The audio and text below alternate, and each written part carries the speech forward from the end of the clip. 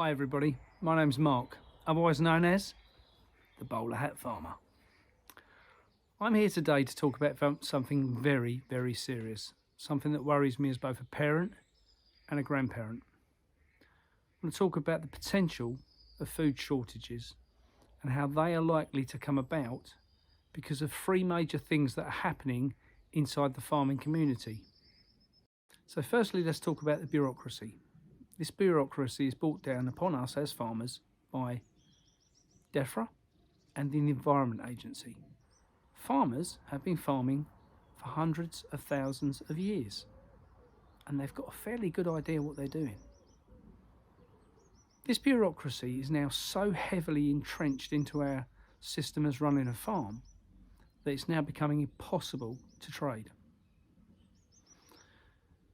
One such legislation that's been put into place this year is the offer to farmers of up to £250 an acre not to produce food, to produce pretty flowers, to grow trees that will suck up carbon. This bureaucracy, without any doubt at all, is going to make farming an impossible thing to do. If a landowner has tenants on their land, paying them £10, £20 per acre per year to graze cattle, why would they keep them when they can get £250 an acre to go to set-aside schemes? We're seeing this all over the UK. Farmers being turfed off the land they've been on for hundreds of years as a family for one thing, and one thing only: greed. We're seeing lots of different schemes come into play, green initiatives, which lead us into the next topic, net zero. So a lot of farmers are being paid to put fields of good food producing agricultural land down to green energy, wind turbines, solar panels to produce electricity that we could easily get from a very safe nuclear power station. As my fellow bowler hat farmer friend Dave Baggett from County Durham points out, farming done right is sustainable by definition. The pure bureaucracy from DEFRA, and it is pure bureaucracy, it's there to make things harder. They talk about sustainable farming. We should talk about sustainable food production, because it's food production that's important. Farms have looked after themselves for hundreds of years. They're incredibly sustainable because we've been doing it like this since Adam was a lad. And it works, and it always has worked. So let's go back to a bit of common sense, forget about net zero, and let's get DEFRA back under control and produce food. Okay, let's take us on to the third thing. The hold that supermarkets, producers and growers have over farmers. See, lots of contracts were signed with supermarkets pre-pandemic. The pandemic created a situation where fuel for farmers went from 20p a litre to now being £1 a litre. So it's put the cost of the production to run a tractor, a generator on a farm. That generator might run the whole farm if, for instance, the electricity goes down.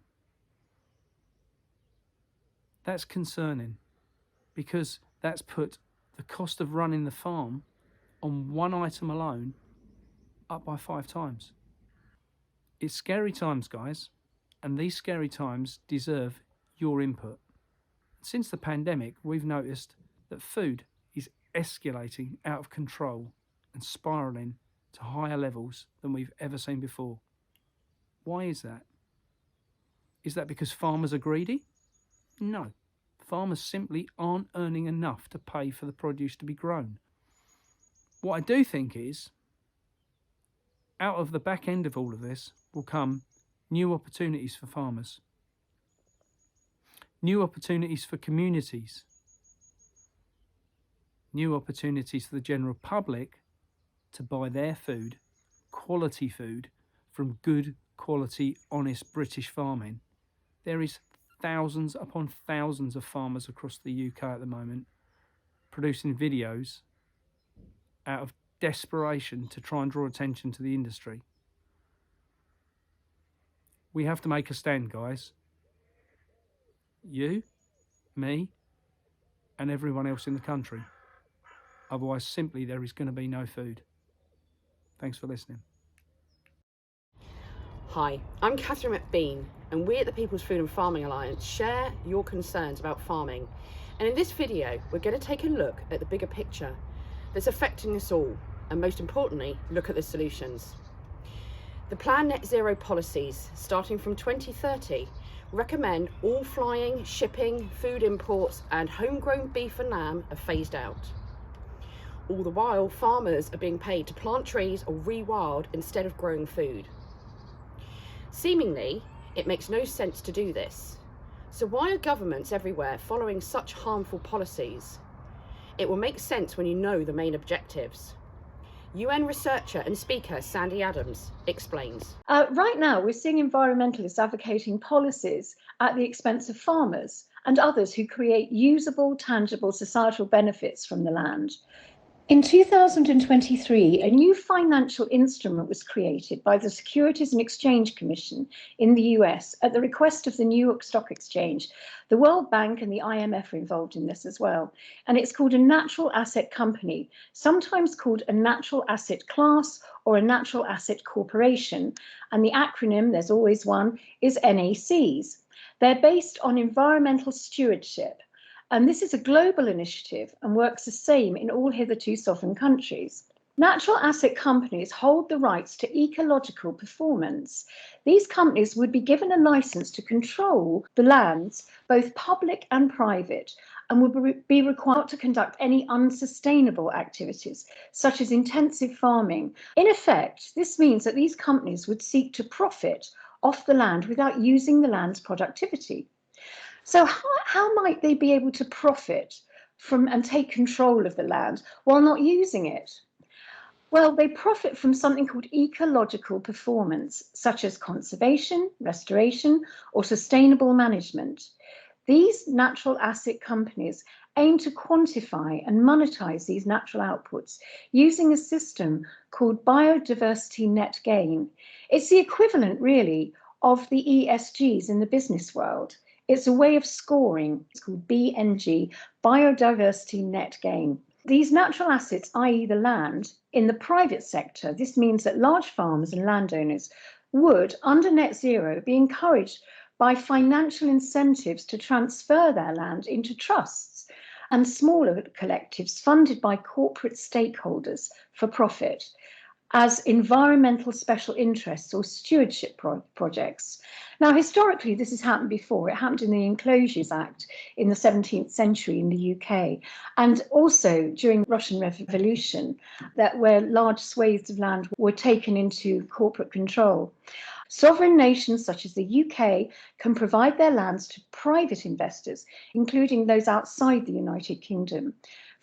China, for example, could invest in natural asset corporations in the UK and effectively be a stakeholder and could own the land and place them sort of off limits to future resource development for the UK. So it would be owned by a foreign entity.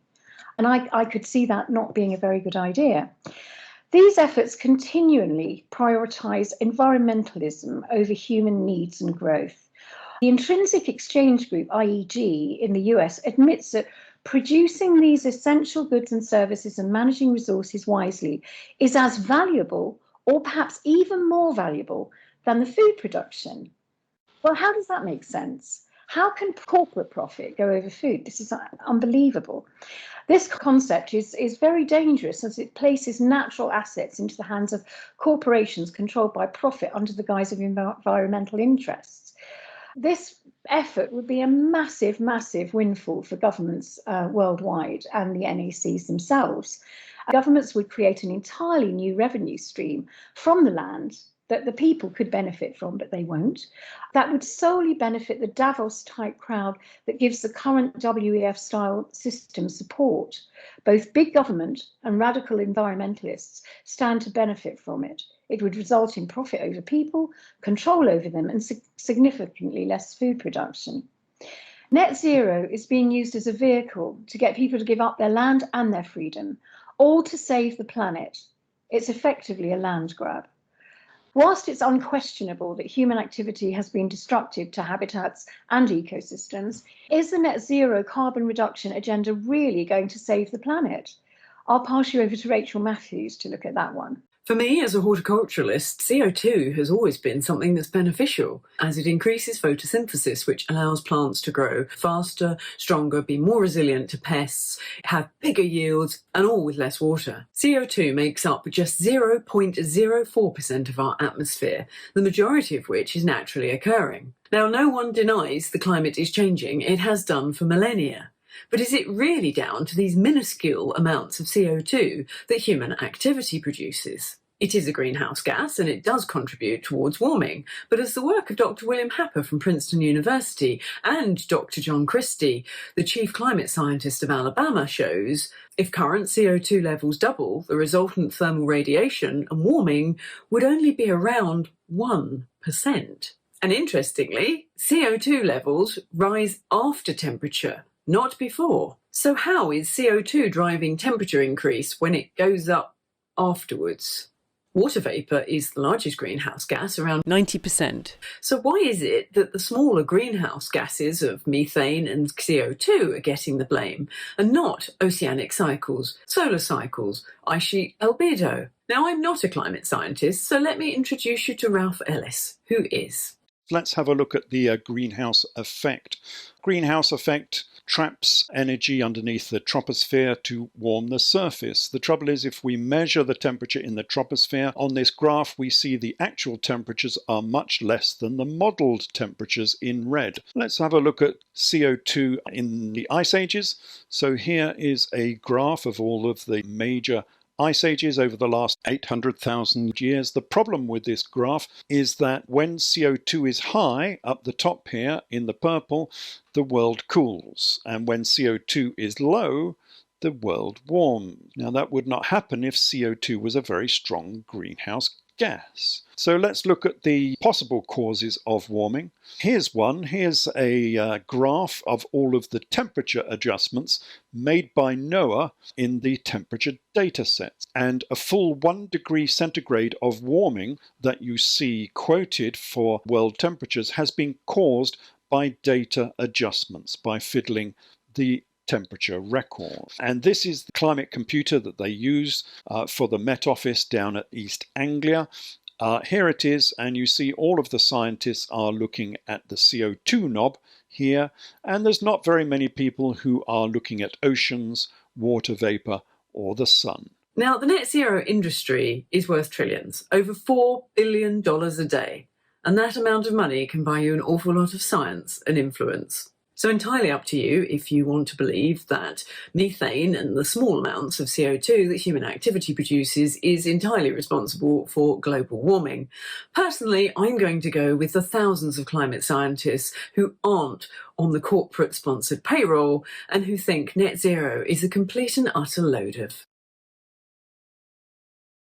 Hello, my name is Paul Burgess, and I'm the science guy that fights the madness of net zero and climate alarmism.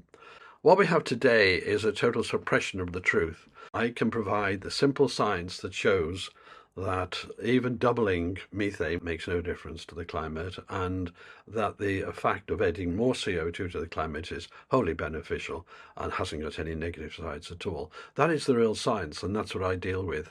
You know, what difference would it make to the temperature? Well, if you take their figures even, you're talking about less than a 10,000th of 1 degree centigrade. You can't even feel it, it's immaterial, it makes no sense at all, but they don't give you that. What's being imposed on you is a religion, and I want to be able to maybe address you at meetings and explain a bit of the science to you that you can use. And it is simple. You can understand it. You don't have to be a scientist to understand it. So my time is free. I'm offering it free to you to help. So what are the solutions? Many of you may not be aware of the many solutions already in place across the UK. Today we are joined by a couple of partners who will explain their solutions already successfully up and running. 50% of the food retail market in the UK is dominated by 3 supermarkets, Tesco, Sainsbury and Asda, who last year made roughly £9 billion gross profit. At the same time, farm incomes have been falling and household costs have been rising. Even local shops are struggling and town centres are empty. But the supermarkets offer convenience, late opening, 7 days a week, low prices, the one-stop shop. I'd like to introduce you to the People's Supermarket. The same one-stop shop, everything under one roof. Take your trolley in, fill it up, wheel it out to your car. Open late, 7 days a week. But what's the difference? The People's Supermarket is non-profit making, so it can pay the farmers more money for their produce. It can keep the prices keener for the customer. It can be located in redundant buildings that are lying around at the moment. But it's owned and managed by locals, for locals, using local knowledge, and each store would probably have a slightly different flavour. They will incorporate local businesses such as butchers, bakers, shops within shops, so to speak. Could it offer delivery services via milkmen and taxi drivers, and utilising local and regional abattoirs, warehousing and distribution? It could even offer additional services such as fuel sales, banking services, credit unions. In fact, everything that the supermarket has, but sharing the profits locally.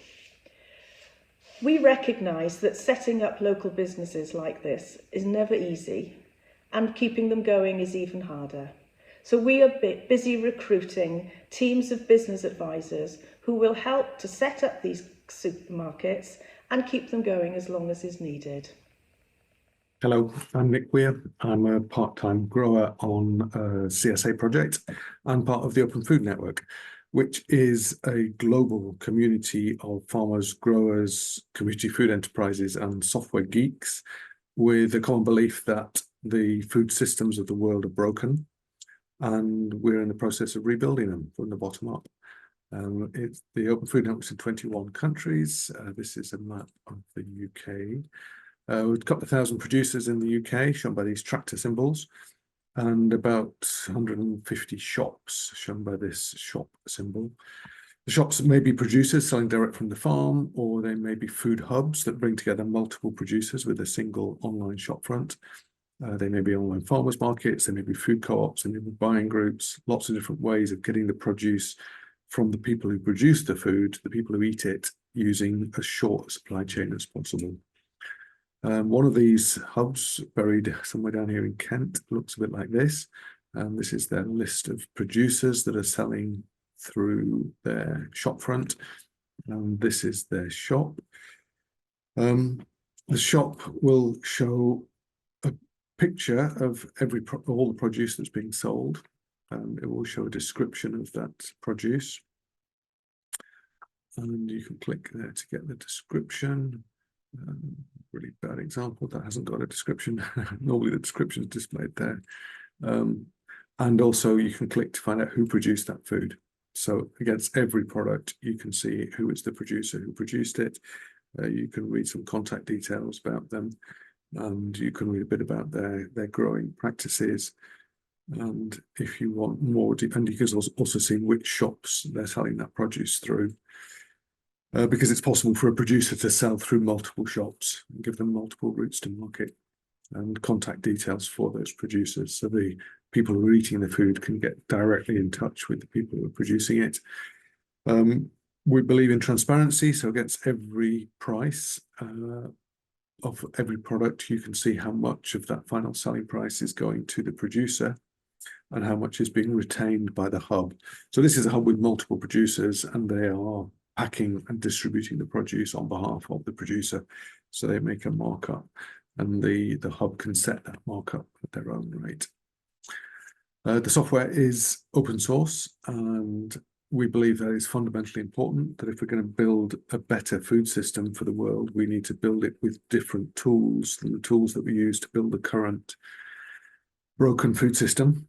And we believe that the reason it's broken is because of issues of ownership and control. Particularly with the issue of 90% of the UK's food going through 7 major supermarket corporations that control and own the distribution infrastructure.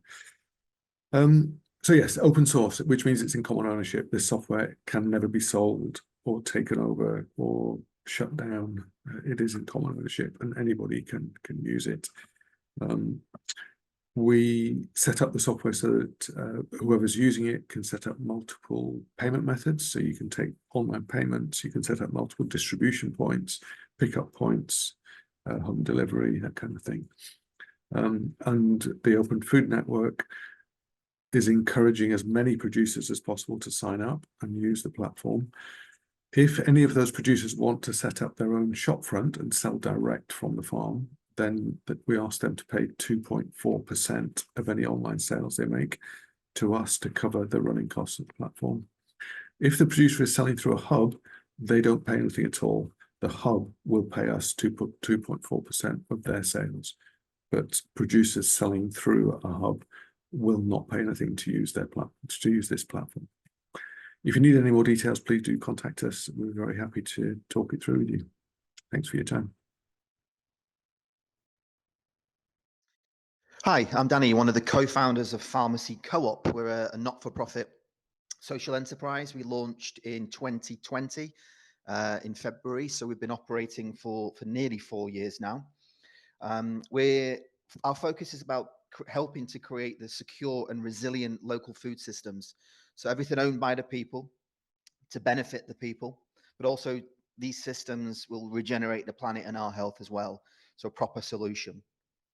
We're focused on building a national network of farms and food suppliers and creating national infrastructure, which includes operational and logistical infrastructure.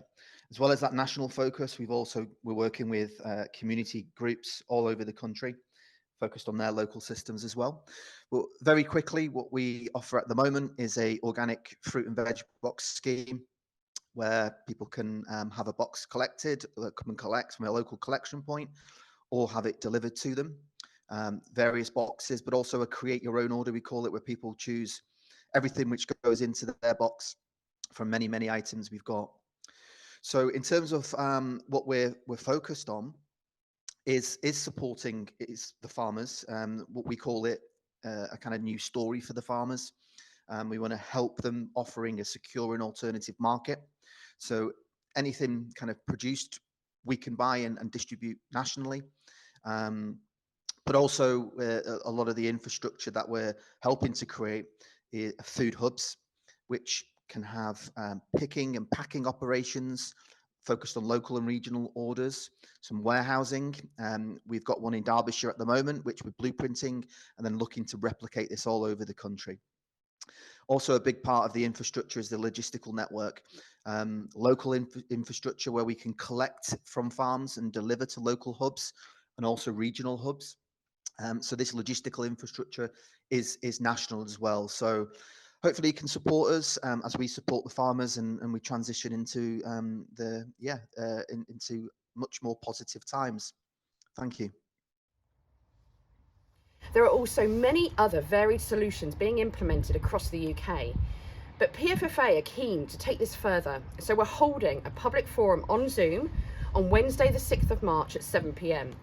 Here we will share an overview of our combined concerns, but we'll heavily focus on sharing a plethora of solutions. Whether that's various routes to market for farmers and producers, including increased and more regular farmers markets, box schemes, or community-run local retail outlets, the milkman or direct selling, supported by volunteers, we will be sharing these with hundreds of attendees. Not only that, we will share our ideas with the public on resurrecting some small local processing infrastructure, such as the smaller abattoirs, facilitating more mobile butchers, mobile feed mixers, storage availability, and local mills. These are just some of the ideas we are working on. Plus, we will be supporting the public in understanding how they can work with their local councils to getting this essential infrastructure into place and working as swiftly as possible. To all the farmers and producers across the UK, we the people are behind you.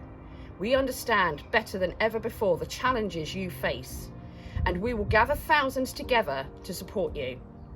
Please do join us on Wednesday the 6th and welcome those in your community who are ready to help you find a better way forward. Thank you.